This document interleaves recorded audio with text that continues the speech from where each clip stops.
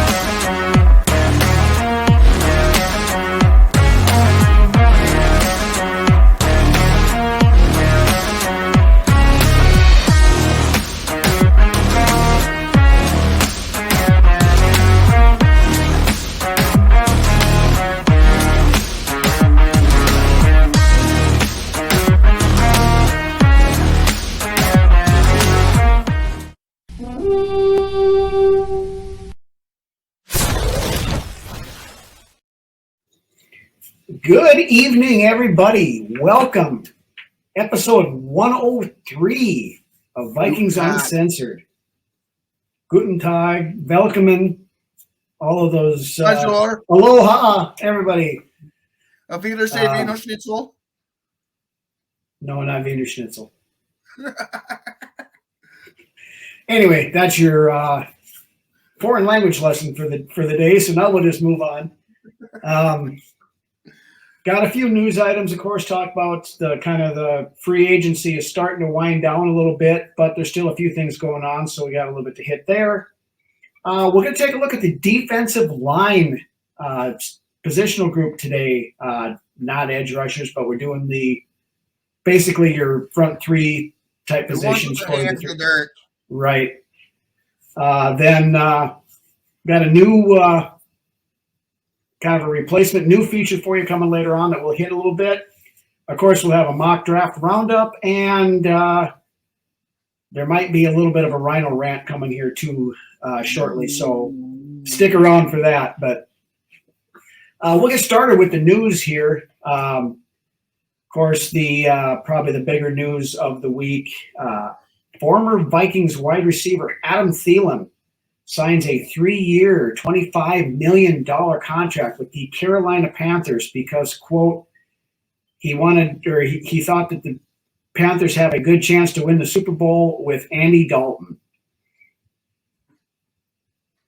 Come on, Adam. We know you're not. You can't even pull that one off. No, I mean, realistically, Andy Dalton may never take a regular season snap for Carolina because they have the number 1 overall pick, and very likely they're going to want to have C.J. Stroud, Bryce Young, whoever they take with the first pick, probably starting the season. So eventually down the road. Yeah. I mean, they have no wide receivers, so Adam Thielen went to a spot where he still can be he's probably going to be wide receiver 1 there, and he still wants to be able to prove that he has something left in the tank. That's I wish the biggest part of it, I think. Yeah, I do too. I mean, we play Carolina this year, so that'll be interesting, I think, when it comes to pass. But beyond that, as our buddy Drew says, we must now turn our backs on you. Here's your $3,000 and wish you the best. We'll see you back here in a few years when you come back for your Ring of Honor ceremony. Or it was almost feeling like for a second there he might be coming back because there wasn't much of a market. He wasn't going to come back. Yeah, well, they're right when I thought there wasn't a market for him. He signed with Carolina, so yeah, there was no way Thielen was coming back here. I'd have been shocked if that happened. I heard some chatter, but that's about it. Yeah. Anyways, moving along. A couple of depth signings. Oli Udoh re-signed again with the team. Now, of course, a couple of years ago, he was always the butt of the jokes when he played guard and everything because he was a god-awful guard. I actually liked this as a depth signing for the he is actually a serviceable backup tackle. He played well, I thought, when O'Neal went down with his Achilles injury at the end of the season there on the right side. So I'm perfectly happy bringing him back as depth. especially since we're not sure yet, what O'Neill's status will be going into the regular season. Well, it sounds like he's gonna be good. He's gonna be good to go for training camp. But they say things like that beforehand, and then and next thing you know, they're Danielle Hunter had a tweak 2 years ago too. So right. Until I see O'Neill on the field practicing and getting ready to play, this was a good signing. Right. Then also Tuesday, Jonathan Bullard re-signed with the team. Again, he's just a guy. Played a lot last year, but kind of underwhelming. Depth signing, I'm guessing, more than anything. Then finally, the Marcus Davenport deal got done. There was a bit of a hold-up. Heard rumors about different things as to why it wasn't getting done, but I believe it's officially done now. It sounded like it's a 1-year deal, $8.5 million signing bonus, $1.5 million base salary, which is fully guaranteed, up to $2 million in per game roster bonuses, $1 million workout bonus, and also puts void years from 2024 through 2027. And if he's on the roster 23 days before the 2024 league year, giving him a cap hit of $5.25 million this year. So what that contract is set up for is a definite prove-it deal that if he shows out this year, it's set up well to extend him, going forward into 24 and beyond. Right. So what do you think about this? I mean, it's the potential there is to get somebody better than what we already have on the roster. So, I mean, he's had good years, good average to good years in the past. Let's just hope that Flores can get the most out of this kid because he's still young as well. Mm-hmm. So, he's like I think it's a good deal. 26, it's a fair deal. I think so too, especially with some of the rumors I heard on Tuesday, as we're recording here Tuesday night. I believe Doogie Wolfson was one of them that brought it up about there being a fair amount of trade chatter concerning Danielle Hunter. Now, we discussed this in the background as well with Now,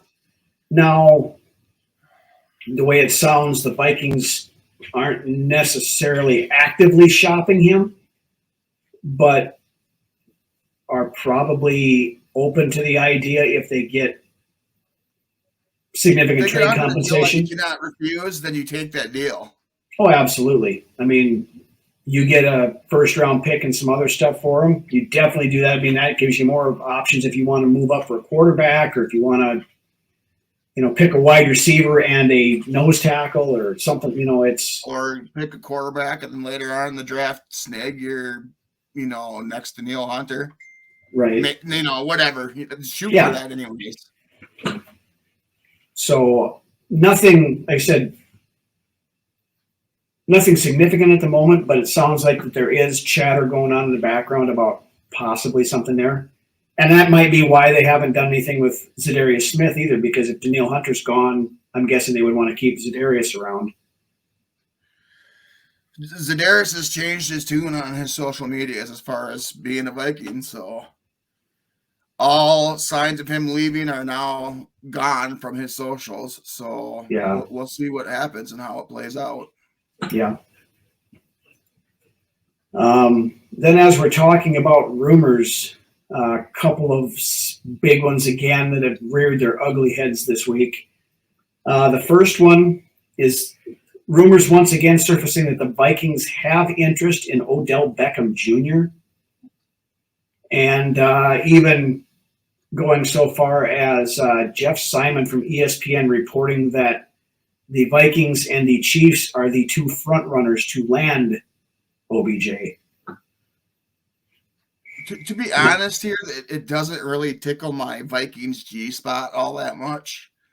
I'm not against bringing in Beckham, but I'll hold my judgment until I see what we get on the field if if or when he gets here. Right. I don't think it's. I'm not going to say never because we don't know what Kwesi's going to do.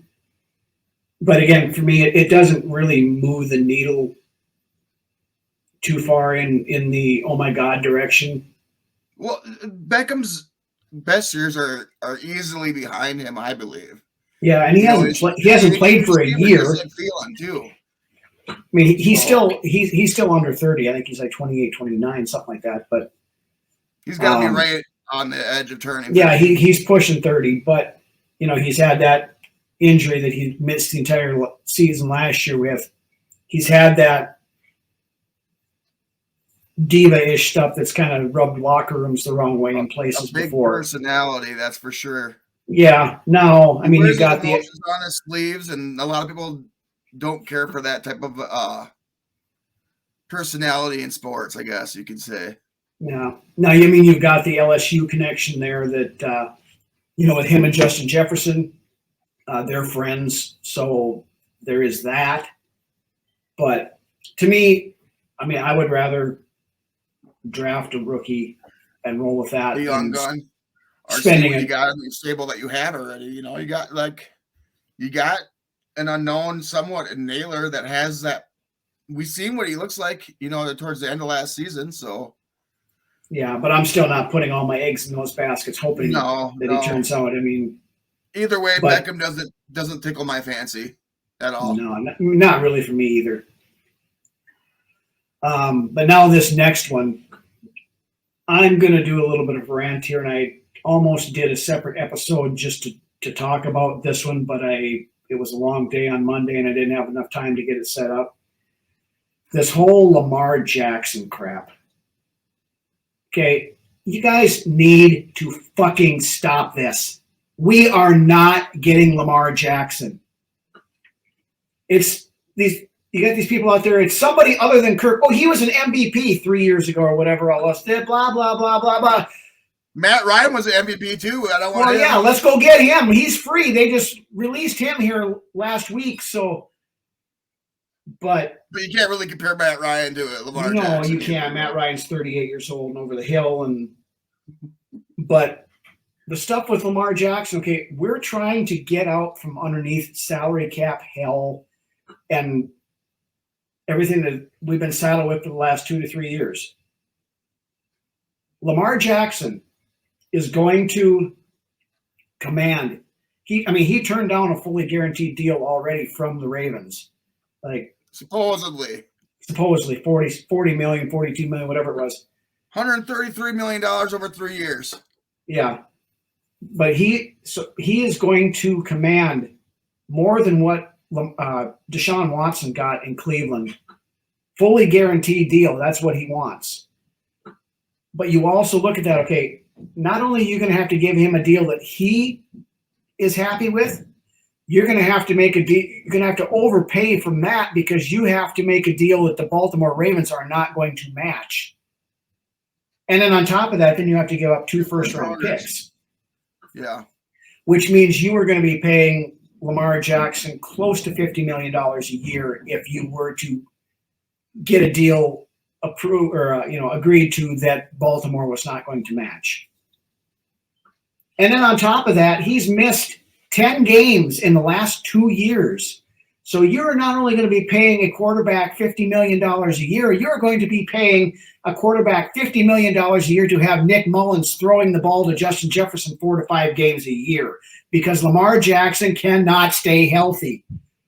He's a running quarterback. He's athletic as hell. I'm not going to dispute that one bit. Right. And yeah, he won the MVP. He did this. He did this. Yeah, that was his second year in the league. Cam Newton is a good comparison here as far as Cam Newton was a better passer though. Yeah, that's true. But you know what? Cam Newton wasn't that great of a passer. Is what we're saying. No, he wasn't. But then they're using the same. These people that want to, and it's funny because a lot of these guys that are pushing for Lamar Jackson are the anti-Kirk people, but they're using the same arguments to bring Lamar Jackson in that the Kirkistanis used to bring Kirk Cousins in. oh, Lamar Jackson didn't have any weapons around him in Baltimore, and this and this. We give him this, we give him that, we do all this, we do all that, and it's going to be great and wonderful. And unicorns shitting rainbows across the field of gummy bears and all of that stuff. No! Stop it! Just fucking stop it! Rhino's pissed. I told you it was going to be a rant. I mean, come on. But no. You take those 2 picks you're going to give Lamar Jackson, throw in a third one, and whatever you need to do, you go up and you get an AR-15, or you go get whichever one of the other big 4 quarterbacks. You know, whether you like Will Levis Jackson. Or Jerome Jackson. Jermaine. But you're better off doing it, because then you have a guy on a cheap rookie deal under contract for 5 years where you can build with the guy at Jefferson, with like a guy like Jefferson out at receiver. Right. That you can build the defense back up. You can go find a better guard if you don't think that Ed Ingram or Ezra Cleveland are your answers. You can go find a replacement for Garrett Bradbury and make Bradbury the backup. You can improve other areas. This quarterback that we speak of. Right. And the quarterback would sit for a year behind Kirk, because Kirk's not going anywhere this year. It's ideal. It is, especially with somebody like AR-15 who isn't going to be ready to start right away. No. You put him, and you know what? That's who we want, Rhino. At the end yeah. of the day, if we got AR-15, you and I have made no secret of the fact that that's the quarterback that we want out of this draft class.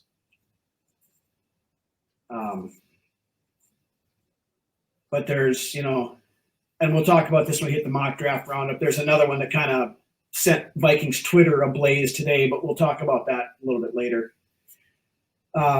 Anything you want to add to the Lamar rant, or should we move on? Let's move on. All right. There was something I heard on Will Levis earlier today that I thought was kind of funny, but I don't remember what.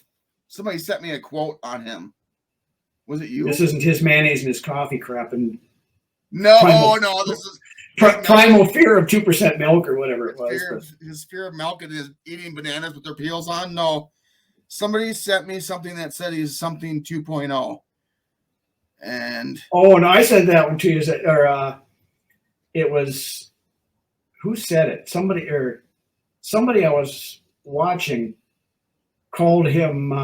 It was one of the guys on TikTok that does the NFL stuff, but they called him Dollar General Josh Allen.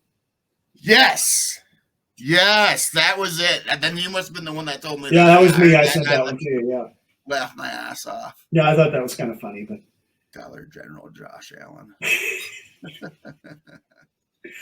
But anyway, okay, we'll move on here. I guess we kind of beat that into the ground a little bit, but going back to our positional breakdowns again this week, hitting the defensive line.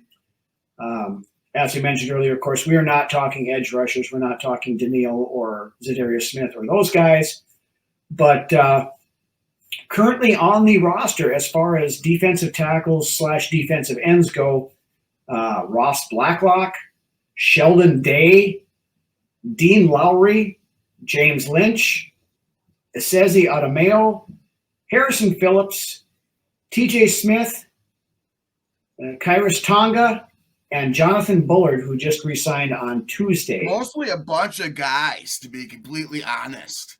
Mm-hmm. I did like what I seen out of Adameo towards the end of the year when he was actually getting used. Yeah, he was starting to place where he kind of blew it up a little bit, which I like to see. Mm-hmm. Lowry is to be determined yet as far as that goes in my eyes. He showed up in Green Bay. Let's see what he can do in purple and gold ball. Yeah. Of course, a group of guys. Kairos Tonga. I mean, I like the dude. Hopefully, he takes another step forward in his progress. But I think he's a backup. I don't think he, at least yet, is a full-time starter. Right. He's a good run. As far as the run goes, he's very serviceable in that department. Stopping the run.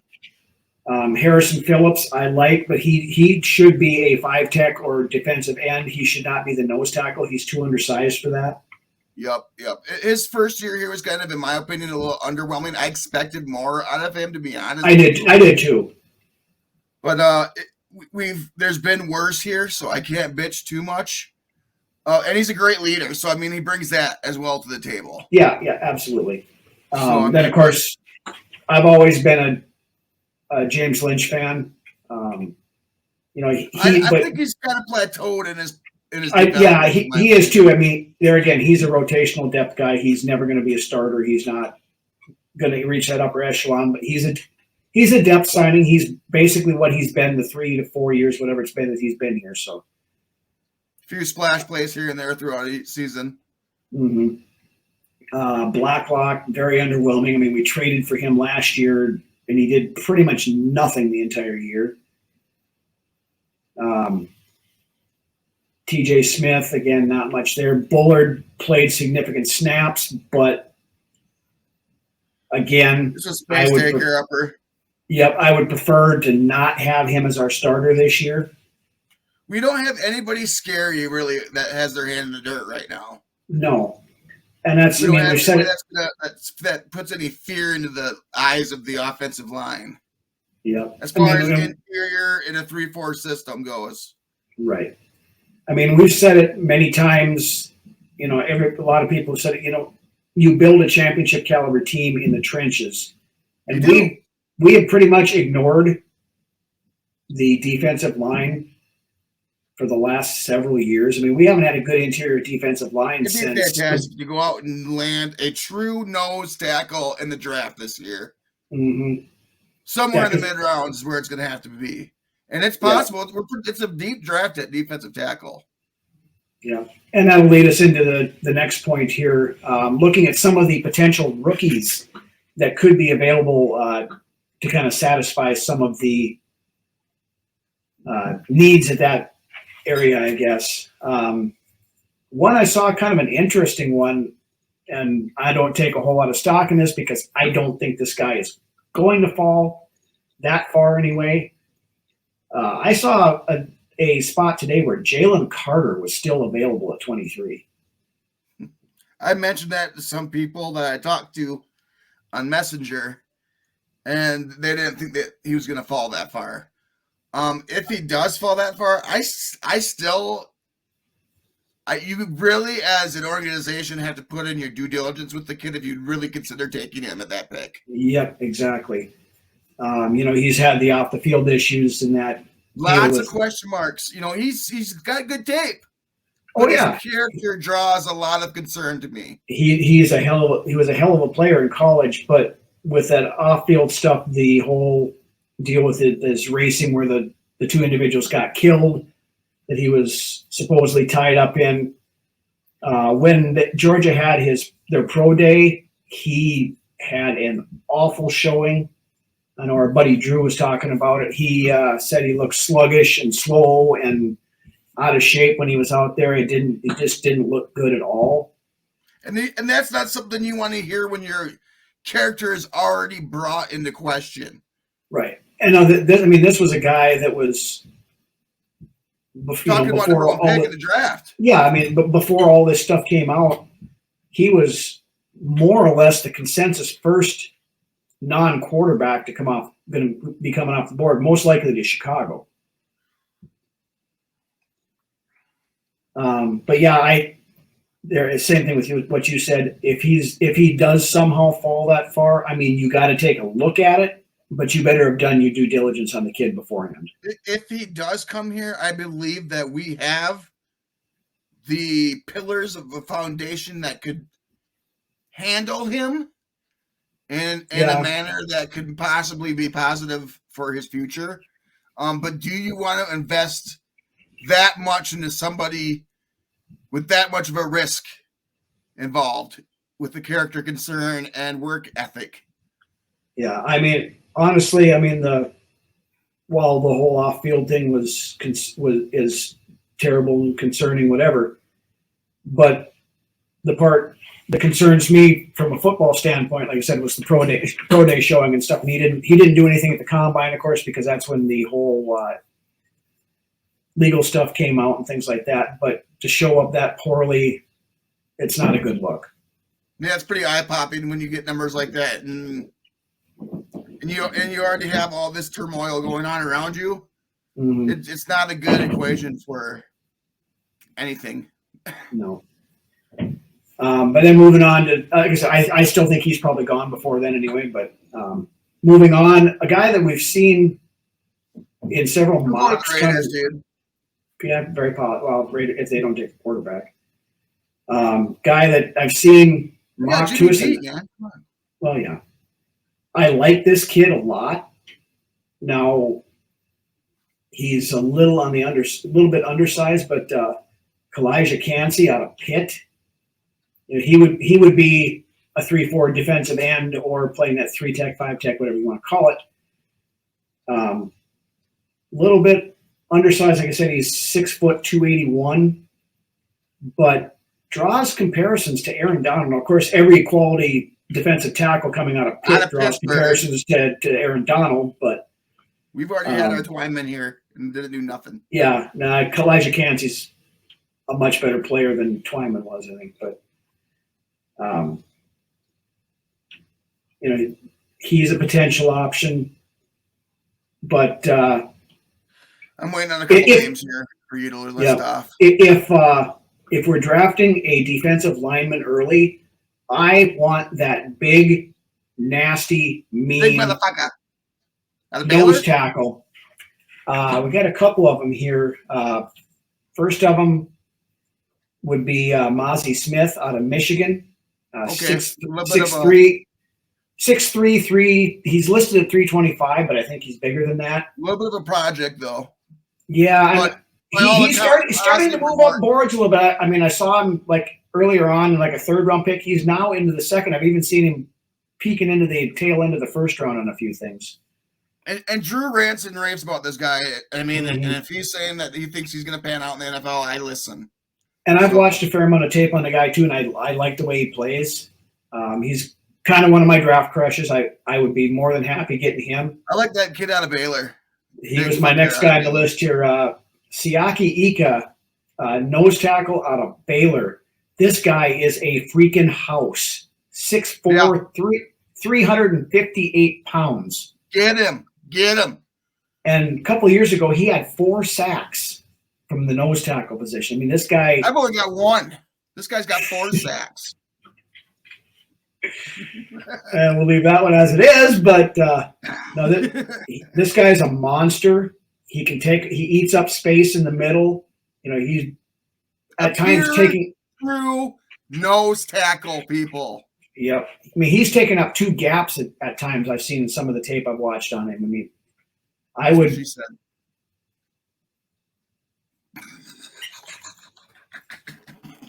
That's what she said. Oh yeah. Yeah, we've had to get that in there. Then there's one other guy that's there's a couple other ones here. Brian Breesy out of Clemson. Brian Greasy, he played quarterback for the Miami Dolphins back in the day. Not Greasy. Oh. 6'5", 305. Again, would project more into that 5-tech probably, or the defensive end.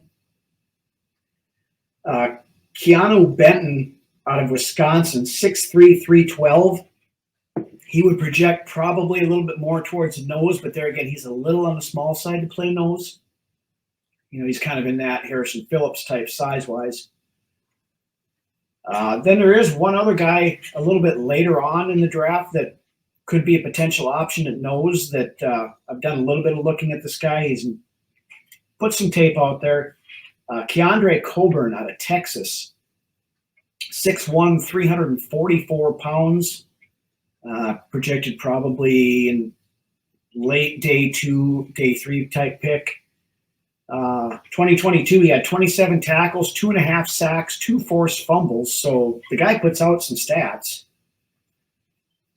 I mean, if we're looking later on in the draft, he's, I think, a guy definitely to have on the radar. Yeah. I guess with that, that's kind of basically what we've got for the defensive line. Anything else you want to throw in there? It's definitely an area of need, in my opinion, right up front there in the trenches, like you said. I'd be happy if we made a day 2 pick there along that defensive front. So, with that being said, that's all I got. All right. We're gonna now move into. We're gonna mix things up a little bit. For 102 episodes, other than the live shows, at this point in time in the show, we have been doing classic beer commercials. Kind of starting to run out of beer commercials that are any good on some of these. We kind of been hitting some really obscure stuff lately. So we decided to toss something up in the air and throw it at the screen for you guys to check out. Yep. So Lance came up with a very good idea here that we're going to give a trial to, and we're going to switch it up with what we call our VU viral video of the week. This could be anything from a sports video, of a fantastic type play, just some funny video that we thought fairly wide open. Yep, something funny off of TikTok that we might find that's trending. Any number of things. So we're just kind of leaving it wide open to that. But since this is a Vikings related show and we wanted to start things off, we're going to start it off with one of the most viral plays in Minnesota Vikings history. So if you haven't gone to the fridge to get your beer, grab that quick, come back here and check this one out. Vikings at their own 39. It's third down. 3 receivers right, Thielen left. Marshawn Lattimore 12 yards from Adam. Case on a deep drop. Steps up in the pocket. He'll fire to the right side. Caught by Diggs. Stay up. Oh my God. 30. No 10. Touchdown. Are you kidding me? It's a Minneapolis miracle. Stephon Diggs and the Minnesota Vikings have walked up on the New Orleans Saints. It's a 61-yard Minneapolis miracle. I can't believe what I just saw, Paul Allen. What an unbelievable play. Fans at US Bank Stadium are embracing each other. They're trying to climb into the box to hug us all. Nobody can find Stephon Diggs. He ran into the tunnel. Unbelievable, Paul. Are you kidding me? They run the deep out route. Stephon Diggs goes up, and Marcus Williams, the rookie, tries to jump over the back of him to break up the throw. The ball is caught, and Diggs is able to take it into the end zone. Look at the Vikings coaches. This is just an absolute mistake. Yes! Are you kidding me? Look at these Vikings coaches. Yes! Let's go to Philadelphia. Paul, when it's your year, it's your year. That's all I got to say. Let's go to Philadelphia. What an unbelievable play. It's going to be 48 and drizzly, and we're bringing a purple rain. Oh, my heavens. Marcus Williams is going to see that play the rest of the All right. Still gives me chills every time I watch that play. But I have to wait for it to season a little bit more for me. It feels pretty close to being yesterday still here. Yeah. It's getting there, though. Yep. But anyway, like I said, we're going to throw a little variety at you guys with that one. So stay tuned again for that. We'll have something different for you next week. I can guarantee you, though, every Vikings fan that's seen that happen in real time was losing their fucking minds because shit like absolutely. that doesn't happen every day for us. No. And I remember my wife / fiance / girlfriend was in bed napping at the time, and that at this point I had in my brain conceded defeat, and then that play happened, and it was like one of those moments you had to convince yourself was real. Mm-hmm. And it was great. It was great. Yeah. And screw you, Sean Payton. All right. So with that, we have reached once again our segment where we take a look at what the experts are saying about who the Vikings will be taking in this year's NFL draft with this week's edition of the Mock Draft Roundup. Keep rolling, rolling, rolling, though the strings are swollen, keep them doggies rolling right. All righty. Lance has got an earthquake going on there. No, I was riding on my horse. Oh, okay. I was riding on my horse. Yeah! Oh, come on now. Come on, Cletus. All right. So we will now ignore what you just said, and we'll pop up our list for this week. How many corners we got on there this week? Oh, wow. Kind of surprising, like we've seen these. Of course, we didn't do one last week because we had the live show, but cornerback was the consensus pick for many of these. The last several weeks we did this, but there's been a change this week. Well, maybe that Byron Murphy signing had a lot to do with that. I think that did it. Plus, Adam Thielen being gone also may have played a part in some of this, but. Quentin Johnston falling to us, I just do not see that happening. If it does, you snatch him up. Yeah. We'll get to him. We'll get to that. I just see him there. I had to say that. I was just racking my brain. But this week, starting off, Ryan Wilson from CBS Sports mocks Jackson Smith and Jigba to us, a wide receiver out of Ohio State. We've talked. On this guy is all good. Is all good. Yeah. I've heard he's better than Garrett Wilson and Olave. He's not a burner, but he's a very good wide receiver. I'm not necessarily as high on him as a lot of people are. I watched a bunch of his games at Ohio State. Put up big numbers and stuff there, but Ohio State puts out good receivers too. They do. Chris Carter. Yeah. Then moving on to the next one, we have an edge rusher coming off the board for us. Nolan Smith, the edge out of Georgia. Jeff Risden from the Draft Wire gives us him. That's just a good Georgia defense. Yeah. Georgia had a ton of good players, a lot of guys that are going to go early this year. So now this next one is a guy that is starting to get quite a bit of steam actually coming to the Vikings.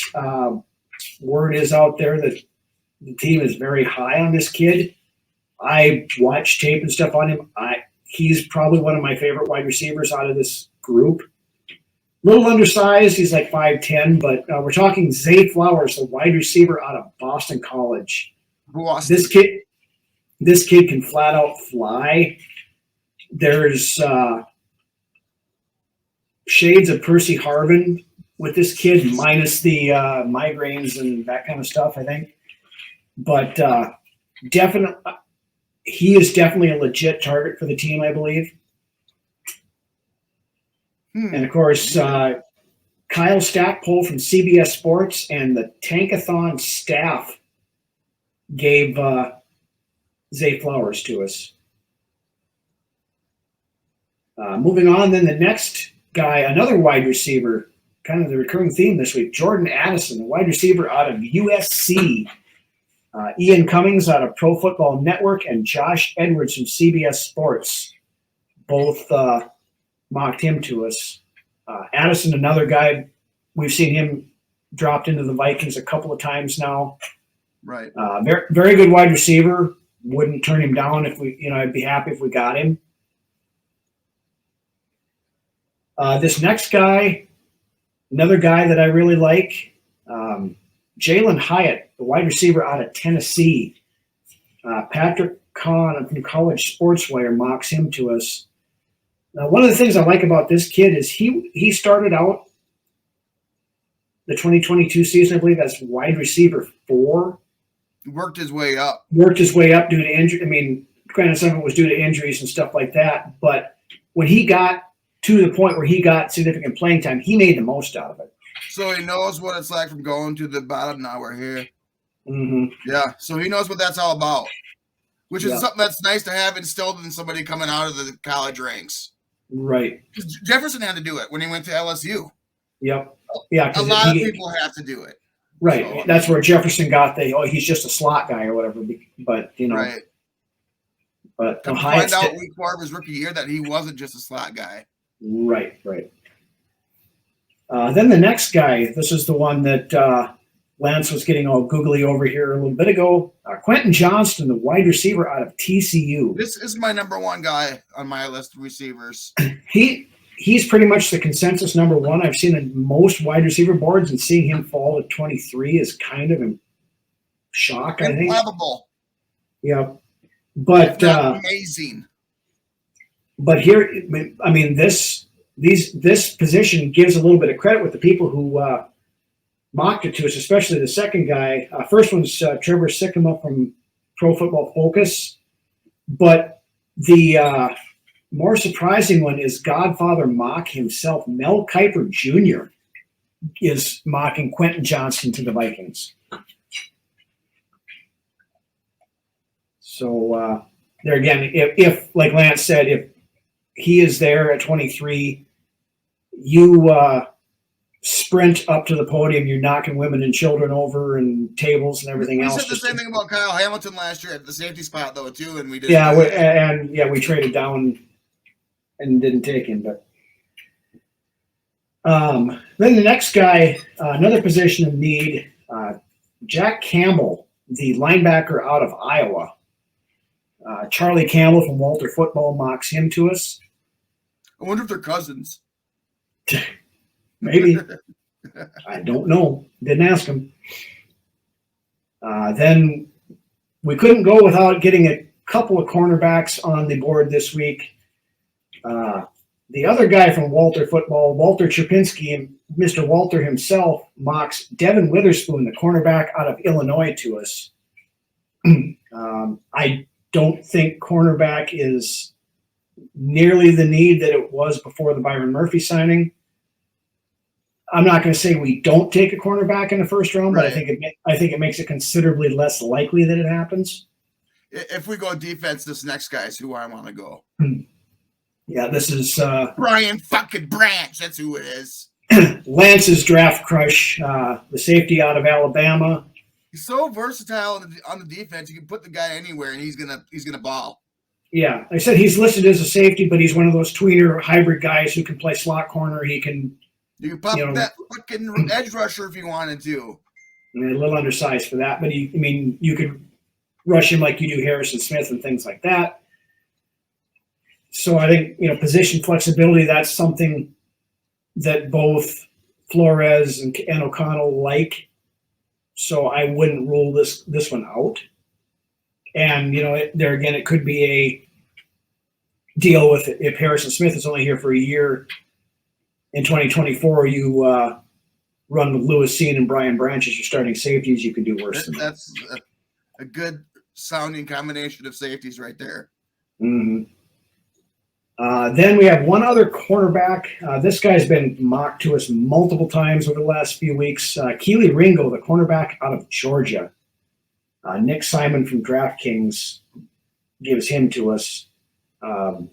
Again, we just talked about the corner position a minute ago. Don't think it's as dire of a need anymore.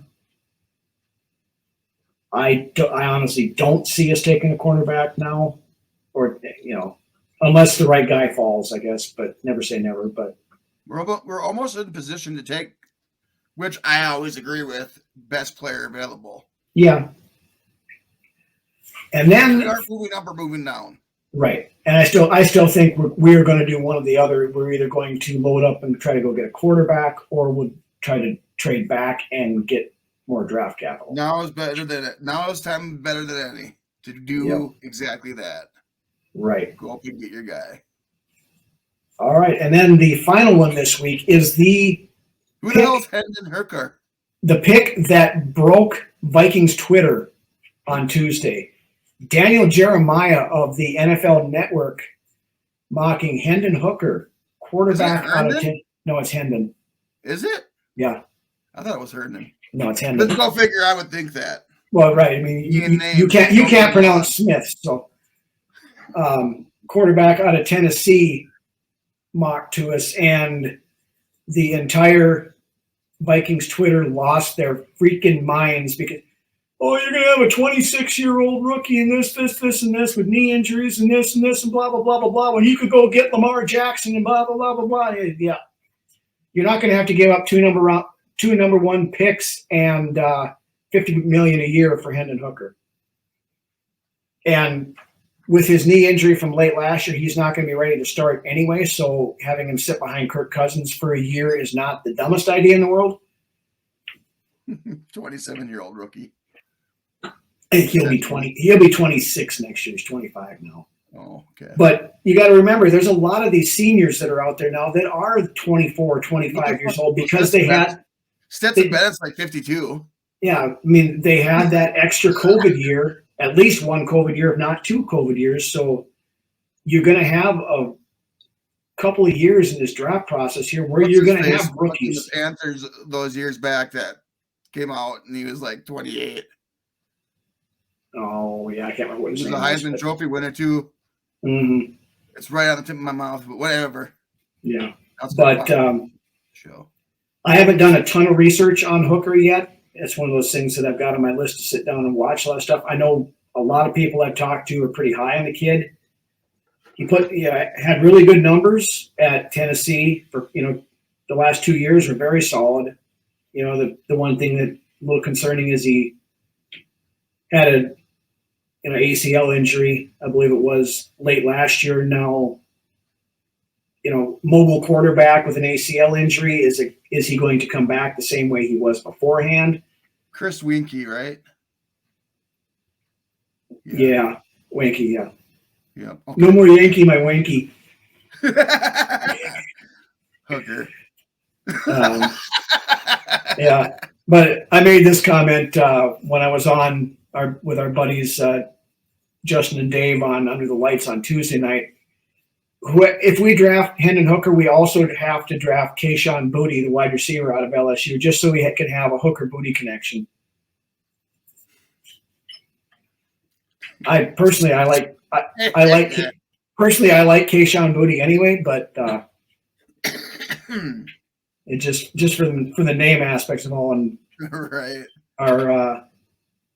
Our buddy Toons is over at Vikings Report. She's big on the cool names for players that she wants to draft. So both of those would probably fit right up her alley. You got any more anything you want to add on any of these guys? Or It's a good list of guys. Yeah, I think it's a more realistic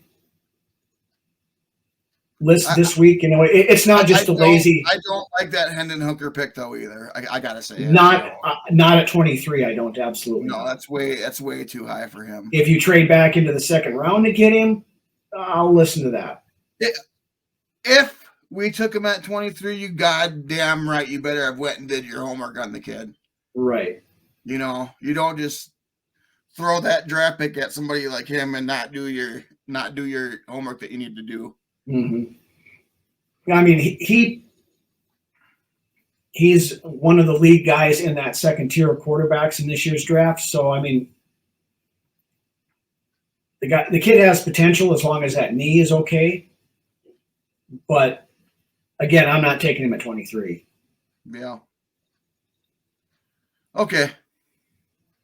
All right. Well, with that, that's really all we have got this week. Again, I want to thank everybody for watching, for joining us, sticking with us for 103 episodes now. We appreciate you guys that come every week more than you guys will ever know. But this is 103. 102 was our live show last week. We're getting so many fucking episodes now. Speaking of live shows, we will be going live once again next Friday.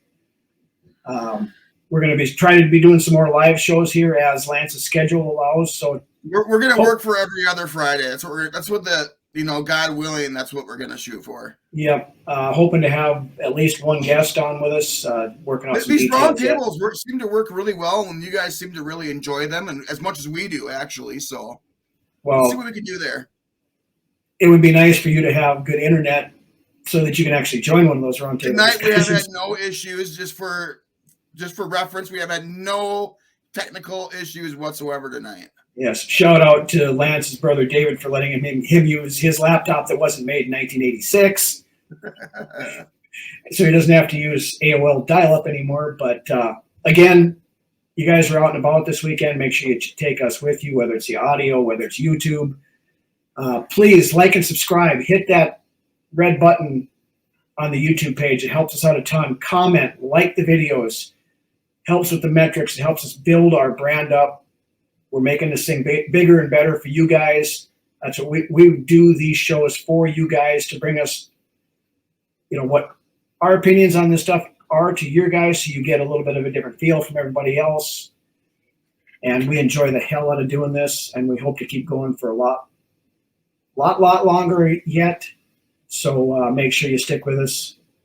With that, why don't you take us home, Lance? Thank you for joining us for 103. It's been a good ride. I don't know if I'm going to retire or not, but I will get back to Rhino on that. After your darkness retreat? That's right. Nope. But honestly, you know what? The NFL is a year-long process, really. It really is. You want to follow it all year, you totally can. That's what we do. There's always something in the news, drama related or what have you, regardless. We got 50 days until draft, 40-something days until draft. Something like that. Yeah, it's I'm pumped. Brian fucking Branch is pumped, I bet. But seriously, let's go nail our draft and shock the world this year. With that being said, we'll see you next week. maybe we can do, buddy. Live show next week.